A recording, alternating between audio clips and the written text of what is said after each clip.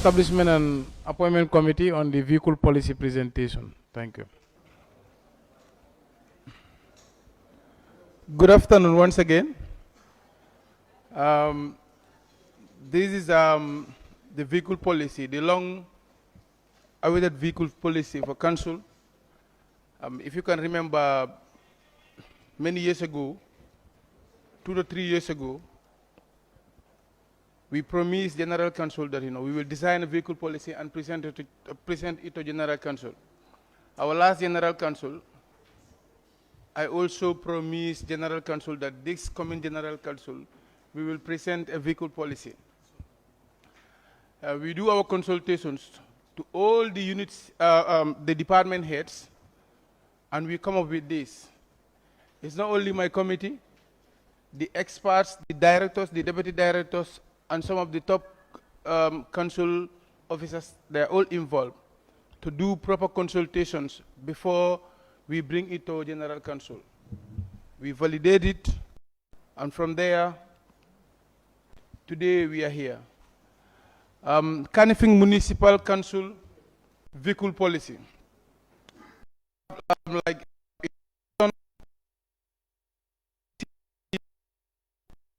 schools, KMC drivers, vehicle allocation, vehicle usage, fuel allocation, insurance and safety, operations and maintenance, vehicle tracking.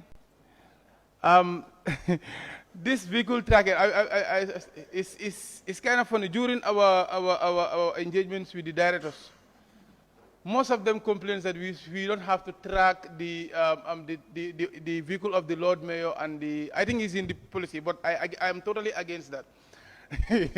Yeah, honestly, because it's not only we monitor your, but it hadn't been when the vehicle is lost, it will be very difficult to track it. So there will be a debate in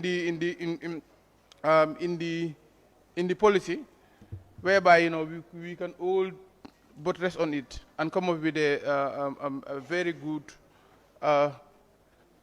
policy. Accident,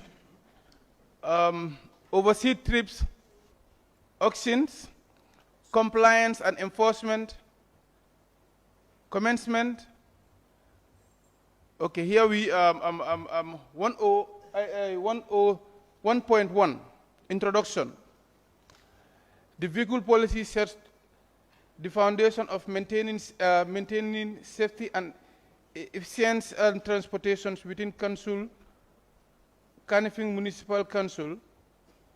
This comprehensive policy aims to regulate the usage of council-owning vehicles and promote responsible behavior regarding their operation, maintenance, and overall usage. By adhering to the guidelines outlined in the policy, we strive to foster a culture of safety, sustainability, and accountability for all employees of Council. This vehicle policy focuses not only on safety of our personnel, but also on the protection of Council's assets. It covers various aspects, including the selection criteria of authorizing drivers, maintenance protocols, insurance requirements, and guidelines of vehicle utilization. By implementing those measures, we seek to reduce the risk of accident, ensuring the longevity of our fleets, and effectively managing costs associated with vehicle operations and maintenance. I think if you look on the introduction, we want the lifespans of our vehicle to be long, whereby the vehicles, because these are Council's assets. If you go to the auction, you also see that whereby there is a duration, a specific duration, whereby if Council have, if the vehicle have that period, then we have to auction it.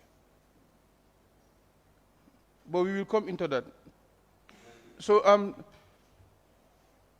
two policy objectives. The primary objective of this policy are to 1.1, provide rules to ensure the proper management of the existing scanning municipal council fleets of vehicle for their longevity. The objective of the vehicle policy,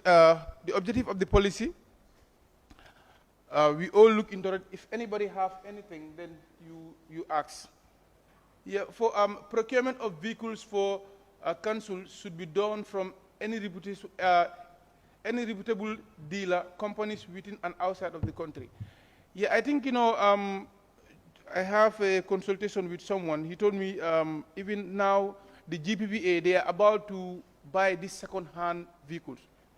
That also have to be factored here, because it's not factored here. What we factor here is council will not buy any second-hand vehicle. So unless, it's open for a debate. If that is the new regulation by GPPA, then we can put it here. But if not, then we leave it like that. For KMC drivers, a driver should be an individual who is solely employed by the council to drive council's vehicle. And if you look at the drivers, we need any drivers we are about to recruit must bring a valid driver's license. And it's not the mandate of council to every end of the year, January, to provide a driver's license for the drivers. Council don't have to pay my nomination to contest against, to contest in the election. So every driver from this year, every driver have to provide a valid driver's license and a good medical report. All those things are factored here.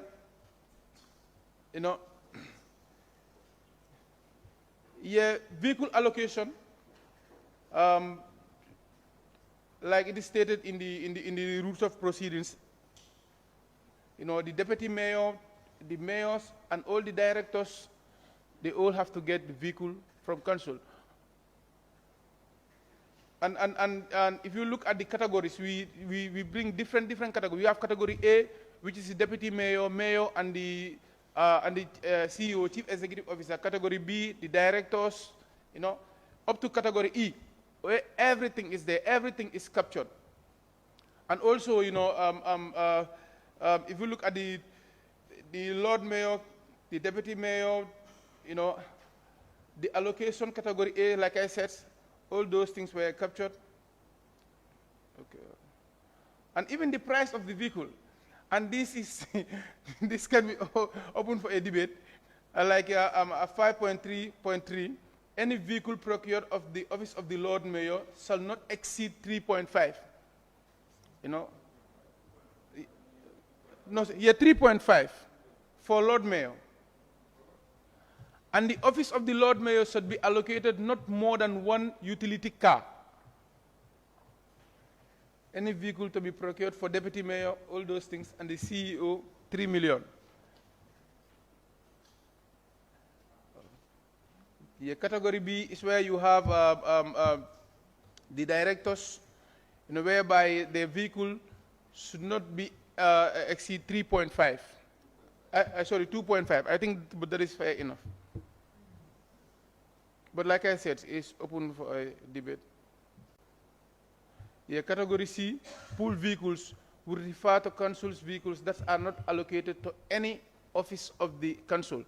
Yeah, like I said, this clause, either in compliance or in municipal police, the responsibility have to give into the office of the commissioner of police. Any vehicle that come here around, a vehicle should not go out after 6 o'clock. All the pool vehicles have to stay here, no matter what you come here, unless the CEO decides what to do next. But all the vehicles, the authority should be given to the police command to make sure no vehicle should leave the premise of council if they are parked here. Yeah, category D includes service vehicle. I think these are the vehicles under services, environment and sanitation, and mbalit trucks.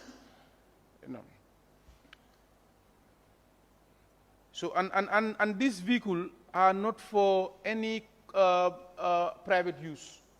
For example, you said Ibo Town Vision Development says, you know, no, maybe there's an NGO, but private individuals come, they said they want to have contracts with council for them to pay council without due process.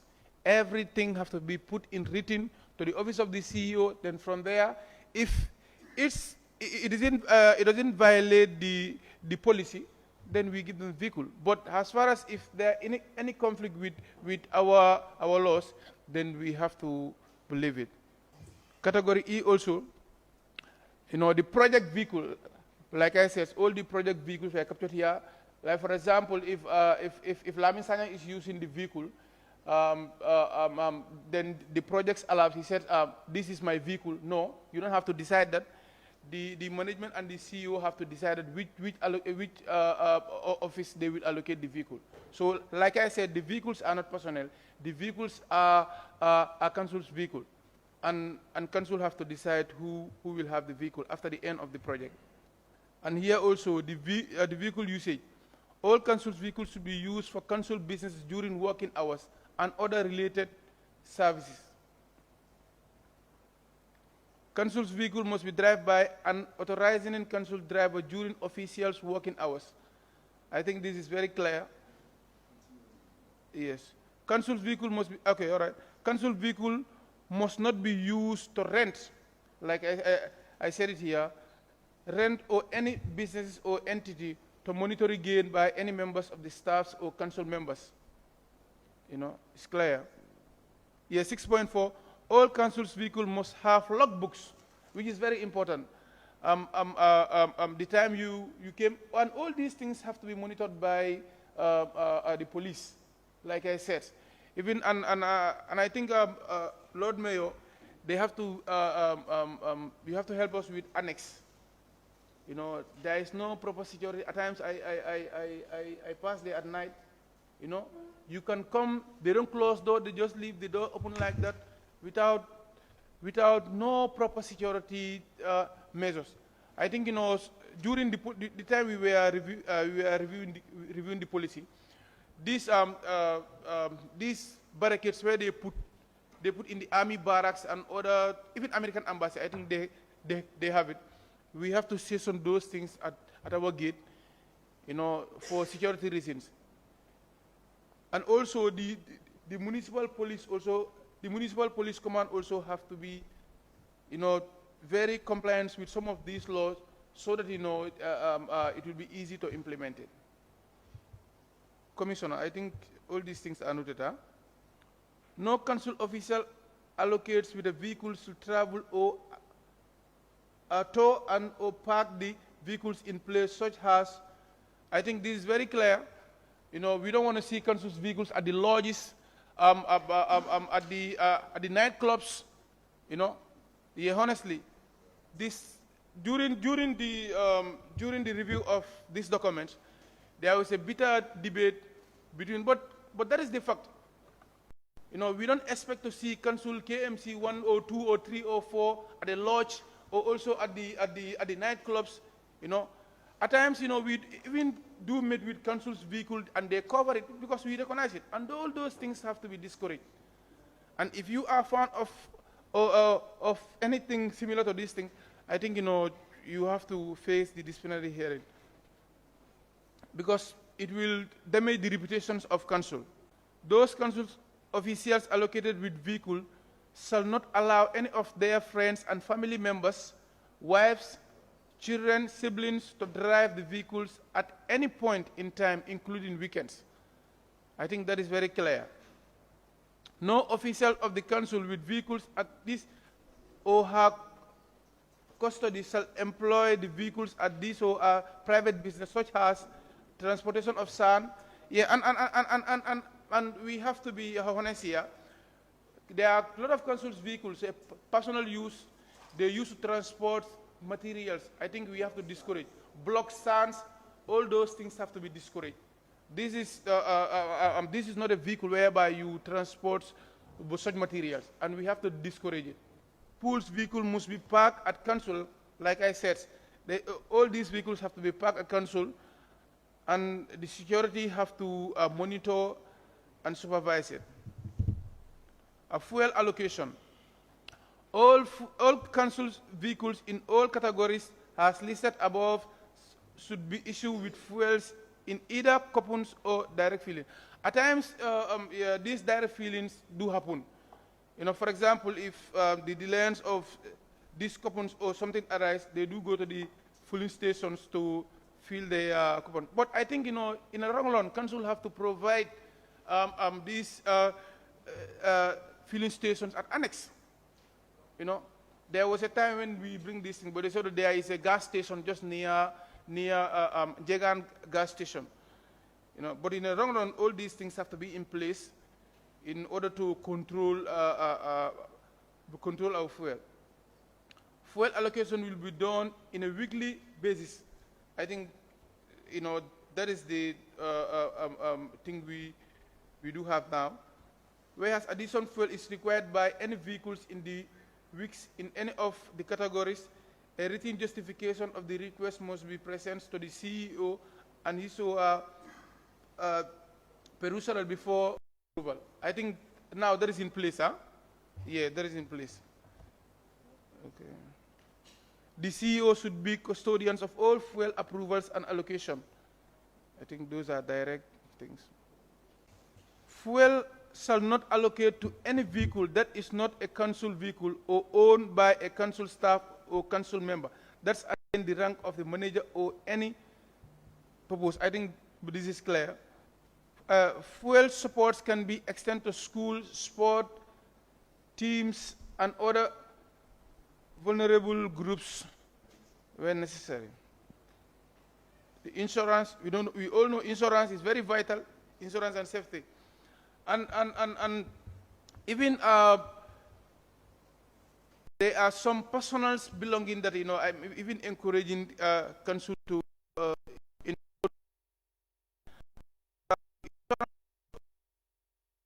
Gambian people, and I can say most of them, they think that, if I don't have driver's insurance, the police will catch me on the road. But insurance is beyond that, And, we encourage council always to do comprehensive, not this third party and stuff.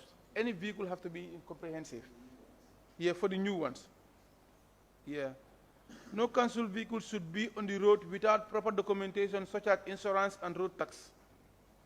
At times you even saw council's vehicle, they will not have road tax.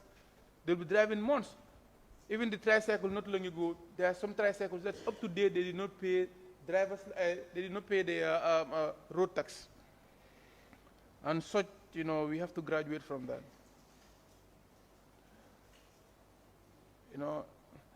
Council will not be responsible for any traffic infringement by drivers. I think, we have to, if the drivers, some of the drivers, they are not updated, we have to organize training for them, bring a personal qualified driver or individuals or even police to train them. Because such things, we don't have to compromise with it. And even some of these materials, the reflectors and other things, all of those things have to be in place for their own safety and for the long lifespan of our vehicle. All council vehicles must have a temperature and a fuel gauge. At times, you will that big truck, no gauge, no anything. They just drive it like that manually. I think, council have to graduate in such things. And also, driving whilst, receiving calls or smoking or eating, all those things have to be graduated. We have to graduate from that. All drivers must wear seat belt. At times, it's happened. Council drivers, they will even driving you, instead of to put the seat belt, they will say, "Man, I drive council vehicle," because they think that, council is, council is above the law. All council vehicles must have a waste disposal bag at all time. I think, every driver should know these things. Because I can remember there was a time when we have accidents with the former deputy mayor's vehicle at Fonia. Yeah. But honestly, that was very tough. Operations and maintenance. I think, the director of admin should make sure that every vehicle, when the maintenance is due, you go for maintenance.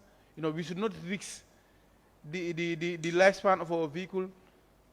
And also, for, like I said, for vehicles that are still within their warranty period, a maintenance plan should be prescribed by the company from the vehicle is brought.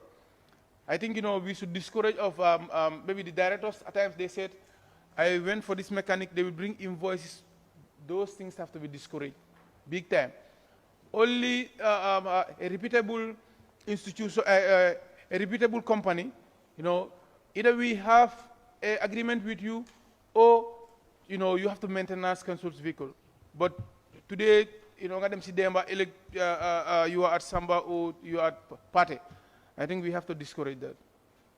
A service level agreement should be procured with any company where consuls buy new vehicles. Such arrangement will not be less than 3 years and not exceed 5 years. Yeah. No staff should bear the cost of any maintenance performing on consul's vehicle without prior approval from the CEO. Failure to seek approval, no reimbursements of the costs incurred will be done. I think that is clear, CEO. Yeah, you have to take note of that. Vehicle tracking. All consul vehicle must be fitted with the tracking device. I think that has to be every consul, from mayor's vehicle to the last cleaner at consul. All pool vehicles must have both a fuel and allocation tracker. I think all consul vehicles must have a fuel tracker and allocation tracker. Because, for example, if deputy mayor's vehicle is stolen or mayor's vehicle is stolen, where are you going to track it? It will be very difficult. Any driver or consul official who tamper with the device will be held responsible. I think, these things, there was a time when these cameras were here. They temper it and they spoil it. And no camera is working for now. And there should be a measure. And also police and compliance have to monitor it. At times I wonder even what is the responsibility of the police. Even the policymakers at times do report things to the police. Whilst the police should update us. Mr. Mbubi, your department is a problem. Should any council vehicle be involved in any accidents of any form, the vehicle shall not move until traffic police are present.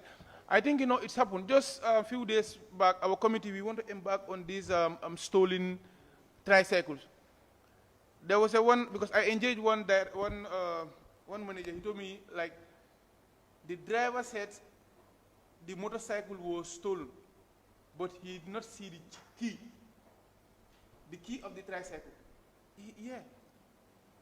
Because if I park my tricycle, I will go with the key. So at times, most of this, I can say, the finance committee chair, you were doing some investigations about the loss.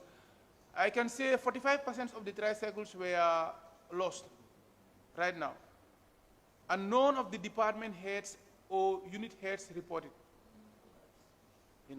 And that have to be, honestly, CEO, that should be investigated. All accidents must be reported to management. Failure to do so, the driver or any office involved will be held responsible for any cost associated with the accident. After every accident, the police report must be presented to the CEO to act. I think those are correct. Whereas the council driver is at fault, he will be surcharged the entire or half of the cost of the damage to both vehicles. I think there is, like it's happened to one of the council vehicles. All the vehicles were spoiled. The drivers was not, no one, he was going free, enjoying his normal life without any problem. Should injuries be sustained by the driver or any of the any of the passenger, depending on the police report, responsibility of the associate medical cost will be decided. Maybe the CEO and the director of admit can decide that. Whereas the council driver is at fault, council will handle the cost of the medical bills for any injuries, but will later surcharge the driver. I think that is in line. Overseas trip. Any council vehicle traveling outside of the jurisdictions of Gambia must have a valid clearance from the council, irrespective of the nature of the trip, officials or non-official. No council vehicle must travel outside the jurisdictions of council beyond 72 hours for any non-official mission. I think that is very clear. And also, I'm saying council to discourage this. I think it's here. Is this religious stuff and Gamo, because if they give Mademba to go to Gamo, if there is a Gamo for Kiandumuto, my village, I will come and borrow a vehicle to take me to Kiandumuto. So these religious issues, we have to be very sensitive about it. You know, despite we have a religious council, but at times, you know, the way people interpret it outside is different with what we want. And we have to be very conscious about it. Auction. Council should not keep its float, any vehicle with the exceptions of services vehicle, for more than 10, it's a typing error, 10 years. That's what we agree on. 10 years. You see, at times, you know, council, you know, even those pickups, I think those 3 pickups, I think the other one was used by Lamin Sanyang, I think now 𝒕𝒉𝒊𝒔 is using that vehicle. And also, if I can remember, Jaja was also using one. Those vehicles, since we came here, we found them. So any vehicle more than 10 years, we auction you and buy a new one. The maximum period of councils to maintain a vehicle in a category A, B, C, and E in its float is 8 years. Okay. After which the vehicles shall be auctioned. I think that is clear. If the vehicles to be auctioned are in category A, B, and E, the council members will be given in first opportunity to buy. It's after a valuator have valued it. You know, I think that is clear. We give them, because they were using the vehicle, we give them opportunities. Then if they are not interested, then we open it for auction. But the public have to be involved, because that is the rules for GPPA. Should auctions to be held, it should be in line with the proceedings laid down by GPPA. I think that is correct. Compliance and enforcement. Non-compliance with any of the provisions containing in the policy should be regarded as misconduct, and appropriate action will be taken in against the person. I think that is clear. You know, at times you have individuals that always bring their thoughts and one debate. But I think the policy is very detailed and it's captured everywhere. The CEO and the line directors should be chief compliance and enforcement officers of the policy. Yeah, I think if such policy were designed, the top officials should lead by the example and make sure that, you know, if they said anything, they have to be comply with it, and others will respect. But if the chief staffs did not respect it, then the junior staff will not comply. Commencement. This policy will come into effect on the date of adoption by General Council. Any amendments to these documents can be only authorized by General Council.